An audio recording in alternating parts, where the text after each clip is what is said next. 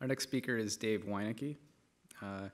Jeff Cram, who was on the agenda, wasn't able to make it, and Dave, a colleague of Jeff's, has decided to come, and we're really thrilled to find out. Sorry that Jeff couldn't make it, but I've participated in one of Dave's workshops before. We're in for a treat, and he has a lot of great insights to share with us today. Dave leads the digital strategy practice at Connective DX. It's a digital experience agency which helps clients become more digitally skillful through the smart use of business insight and customer-centered design. Dave works with brands driven by personality and prestige, as well as more transactional firms seeking to maximize their success across integrated digital channels. Dave teaches mobile design at Rutgers Business School, and he's also taught digital marketing at Northeastern. Welcome, Dave.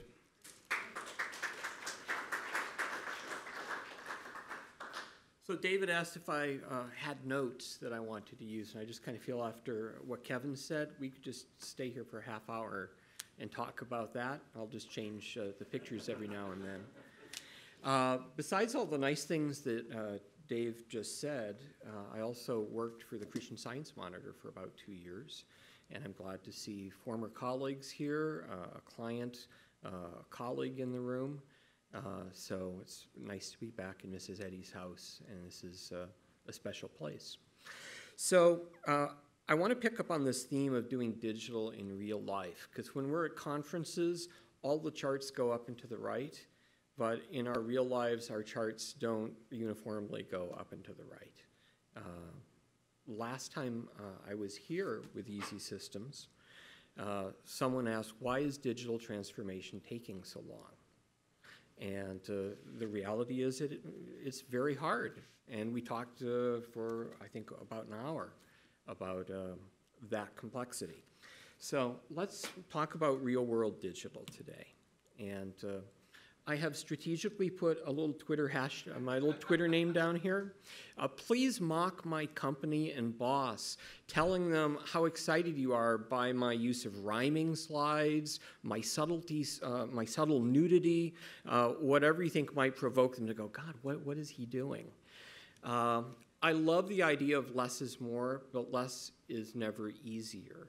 Less is really, really powerful in design and is probably the best tool for a designer, but it doesn't come naturally to businesses, and it's not built into the tools that we use. While our customers are time-starved and nothing can make them trust us less than being complex and being obtuse, that really is the nature of organizations as they grow. If you're a fan at all of Clay Christensen, one of his ideas is that organizations that become universal, whether these are universities or healthcare, they become inordinately expensive because they have to support all of this scale that happens in trying to be everything to everyone.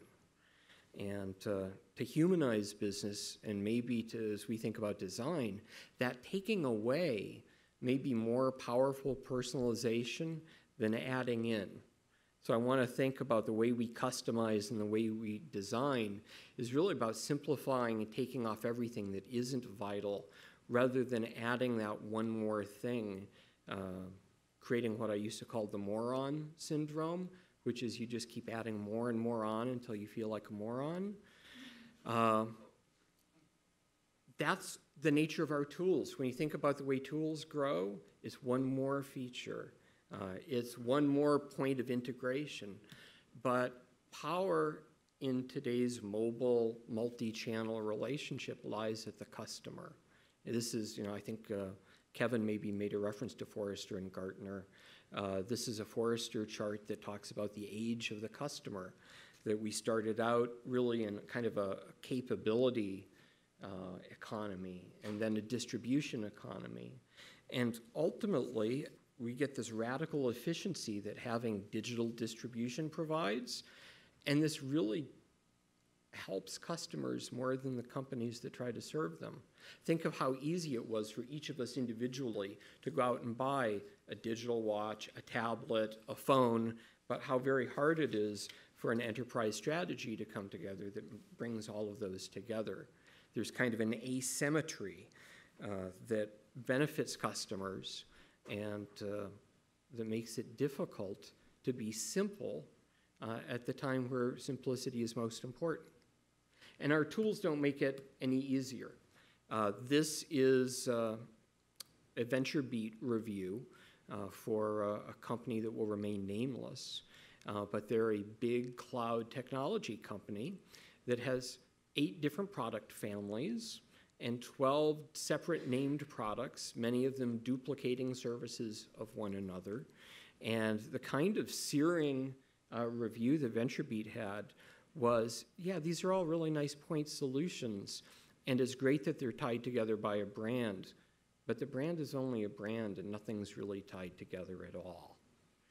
So not only are our organizations complex, but we've got tools that weren't necessarily put together to provide the most joined up experiences.